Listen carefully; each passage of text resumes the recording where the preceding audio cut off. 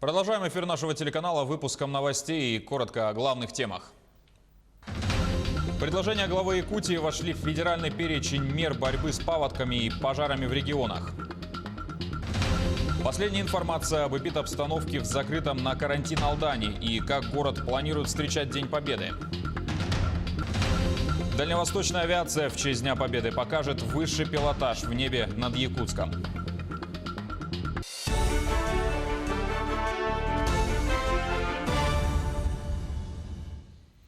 Более полусотни новых случаев заболевания коронавирусом выявили в Якутии за минувшие сутки. Такую информацию озвучил глава СН Николаев в ходе ежедневного брифинга по эпидобстановке в регионе. Из 52 43 случая выявлены в Якутске. Более 30 – это студенты СВФО. На сегодня все анализы обработаны, студенты были вовремя изолированы. В связи с этим глава выразил уверенность, что этот очаг далее не получит большого распространения. Также больные COVID-19 выявлены в Нирингринском, Алданском, Хангаласском и Мигино-Кангаласском районах. Это контактные случаи, в том числе и по офтальмологической больнице. Продолжаются работы по выявлению людей, связанных с этой больницей. Она будет продолжаться. Поручение дано всем районам. До конца эту работу довести. Мы тоже надеемся, что в течение ближайших буквально дней эта работа должна быть завершена. Служебная проверка, как я уже говорил, она закончена. Сейчас идет уже о персональной ответственности и руководителей, и конкретно тех руководителей отделений уже внутри больницы, которые принимали те или иные решения. Также глава отметил, что с Чиндинского месторождения продолжается вывоз вахтовиков. На сегодня уже вывезено порядка 1800 человек. Только в минувший четверг из Якутии вылетели 4 спецрейса, организованных компанией «Стройтрансгаз». Те анализы, которые были проведены в конце апреля, в начале мая силами СОГАЗа на Чаяндинском месторождении и верифицированы сейчас уже, они показывают, что число людей с положительными анализами не в районе 6% от общего количества людей, то есть порядка 600 человек. Причем 90 с лишним процентов из них переносят эту болезнь абсолютно бессимптомно. То есть у них никаких симптомов ухудшения здоровья ни по одному из показателей нет. Поэтому еще раз хочу подчеркнуть, что все там под контролем, никаких оснований для беспокойства о распространении этой болезни дальше нет. Предложения главы Якутии вошли в федеральный перечень мер борьбы с паводками и пожарами в регионах. Документ подписал Владимир Путин после совещания с членами правительства. Предложение Айсена Николаева заключалось в пересмотре методики распределения федеральных средств на тушение лесных пожаров. Он обратил внимание Владимира Путина на существующую диспропорцию в этом вопросе. В среднем по стране на эти цели выделяется по 199 рублей на 1 гектар. Красноярскому краю на эти цели выделяется 8 рублей, а Якутии 6 рублей 90 копеек на гектар. При огромной территории и имеющихся ресурсах, несмотря на мужественные действия пожарных и МЧС, лесных пожаров много, сказал Николаев. Действующая методика финансирования была принята в 2006 году. Расчеты основывались на плотности населения и освоенности лесов. Президент отметил, что необходимо привести методику в соответствие с реальными потребностями регионов. Я поднимал два вопроса. Первый о том, что сегодня средства по субсидии из федерального бюджета распределяются неравномерно. И Красноярский край, и Республика Саха-Якутия – самые лесоемкие, скажем так, лесистые регионы страны, которые в общей сумме у нас свыше 35% лесов всей страны, а получаем мы меньше всех на 1 гектар. Республика Саха-Якутия 6 рублей 90 копеек, Красноярский край 8 рублей. А в среднем по стране на 1 гектар приходится федеральной субсидии 199 рублей. И методика, сделана еще в 2006 году, она устарела. Жизнь идет вперед, показывает, что все-таки нельзя привязываться только к численности населения, надо смотреть и все-таки по объемам лесов. Президент дал поручение этот вопрос рассмотреть и рассмотреть также вопрос по выделению бесплатного питания и бесплатного снабжения питьевой водой тех людей, которые непосредственно заняты на тушении пожаров, именно из федерального бюджета.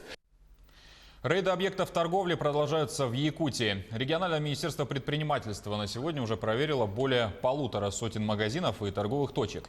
С 30 апреля только в столице осмотрели 23 торговых объекта. Также осмотрено 159 магазинов, торгующих продуктами питания и товарами первой необходимости. По результатам проверки составлены административные протоколы по статье 20.6.1 КоАП в отношении нескольких предпринимателей. Статья предусматривает штраф для юридических лиц от 100 до 300 тысяч рублей. Протоколы уже направлены на рассмотрение в суд.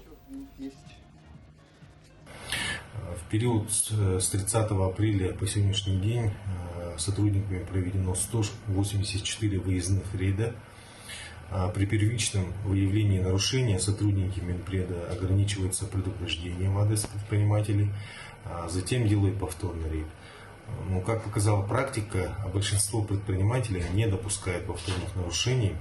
Но за указанный период все-таки выявлены 5 собственников бизнеса, которые не вняли предупреждениям и продолжили грубо нарушать ограничительные меры. Как следствие, в отношении них были составлены определения о возбуждении административного правонарушения. Теперь узнаем о текущей эпидобстановке в карантинном Алдане, а также как город завтра встретит 9 мая. На связи с места событий наш корреспондент Руслан Павлов. Руслан, здравствуй. Давай начнем с того, сколько заболевших в городе выявили за минувшие сутки. Здравствуй, Василий. Да, действительно, за последние сутки в Алдане один подтвержденный случай заражения ковид. Ну и вчера выписался один больной из инфекционного отделения. Между тем, режим самоизоляции и карантина, конечно же, сохраняется, но алданцы готовятся к встрече Дня Победы. В этой связи активизировались волонтеры и меценаты. Они объезжают ветеранов войны и тыла, поздравляют их с грядущими праздниками и вручают праздничные продовольственные подарки не только. Вот что нам рассказал один из руководителей предприятия дорожно-транспортной сферы города. Компания не смогла остаться на стороне. И мы решили тоже присоединяться к акции «Мы вместе». И более 50 продовольственных наборов было доставлено малоимущим, многодетным семьям, лицам с ограниченной возможностью и пожилым одиноким гражданам. Школьникам мы приобрели 10 планшетов для дистанционного обучения. Еще мы поздравили наших уважаемых ветеранов с наступающим праздником Победы в Великой Отечественной войне и вручили им продовольственные наборы и денежные конверты. Еще я уверен, что у нас получится достойно выйти с этой непростой ситуации.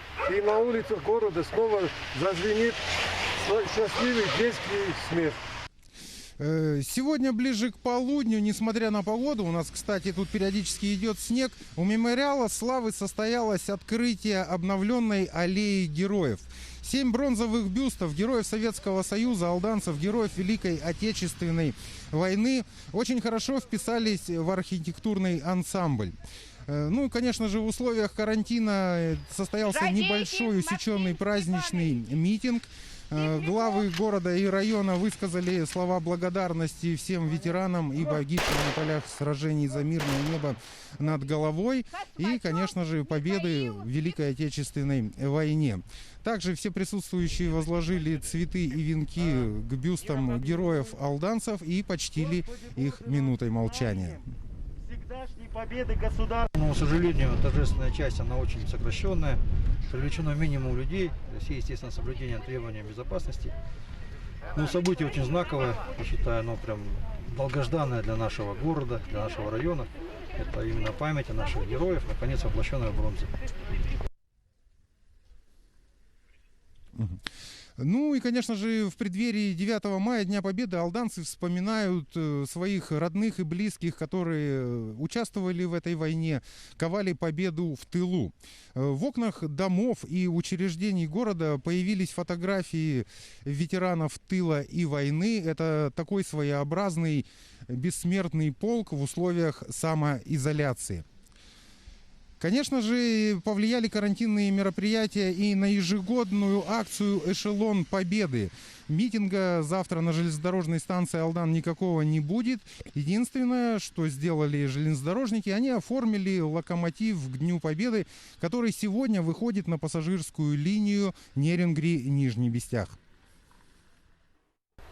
Эшелон Победы будет проходить традиционно, как и принято у нас в компании. Значит, подготовлены 2 пассажирские машины, 2 тепловоза, которые будут запущены 8 мая. Эшелон Победы, так называемый. Вот. Это 2 пассажирских тепловоза, наряженные.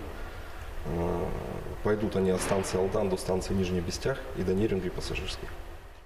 Ну и от себя добавлю, что эшелон Победы лишь приостановится на железнодорожной станции Алдан, так как в условиях карантина высадка и посадка пассажиров запрещены. Василий. Да, Руслан, спасибо за информацию. На прямой связи из карантинного города Алдана передавал наш корреспондент Руслан Павлов.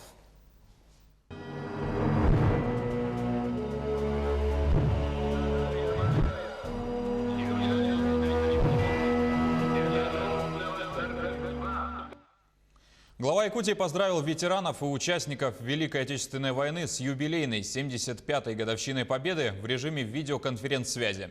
В ней приняли участие 23 ветерана из столицы и 7 районов. Айсен Николаев объявил имена ветеранов-фронтовиков, которым были присуждены самые высокие награды и звания Якутии.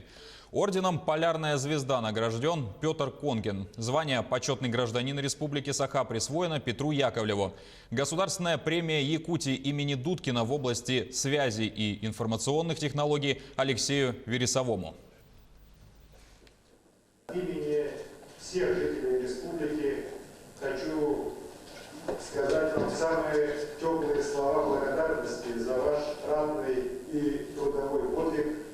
Мы никогда не забудем, какой ценой досталась победа нашему народу, какие испытания пережил народ, но выстоял и победил. Знамя Победы водрузили сегодня в Якутске. Его над городом поднял военный комиссар республики Демир Ол-Артына. В связи с пандемией массового и торжественного мероприятия не состоялось. Напомню, республиканская эстафета «Знамя Победы» стартовала в прошлом году из столицы. Первым символ передали Горному району.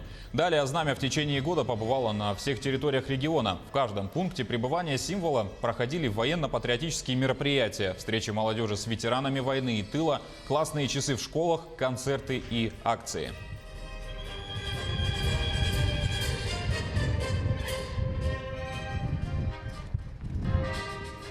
Сегодня мы водрузили Знамя Победы, несмотря на пандемию.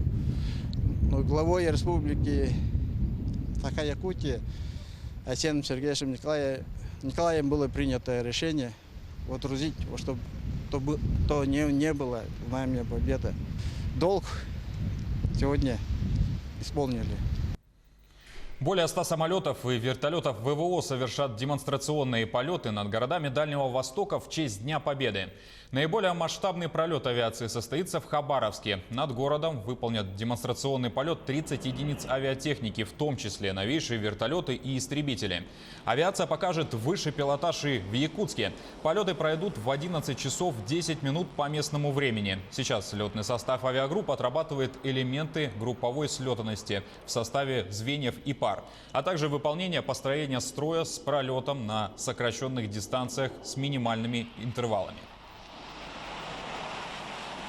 К 9 мая в День Победы в городах нашей страны пройдут мини-концерты для ветеранов, участников Великой Отечественной войны. Мероприятия состоятся во дворах, где они проживают. В Якутске акция «Поем двором» пройдет 8 и 9 мая для 43 ветеранов, участников Великой Отечественной войны по 39 адресам. Начало положено сегодня в 12 часов дня. На день запланированы мини-концерты в 21 дворе, а также завтра, 9 мая, в 18. Мероприятия будут сняты на видео и опубликованы в социальных сетях под хэштегом «Поем двором Якутия», 75 лет Победы, это День Победы и мы вместе. А накануне россияне впервые приняли участие в акции «Свеча памяти» дистанционно. Напомню, вчера ровно в 21:00 по якутскому времени в память жертв Великой Отечественной войны по всей Якутии в окнах и на балконах домов люди зажгли свечи памяти. Каждый в этот день мог присоединиться к акции, установив на окне своего дома свечу или включив фонарик, лампу или же подсветку на своих телефонах и разместив рядом изображение родственника, участника Великой Отечественной войны. Якутяне могут выложить фотографии или видео своего участия в акции в социальных сетях с хэштегом «Свеча памяти Якутск-2020».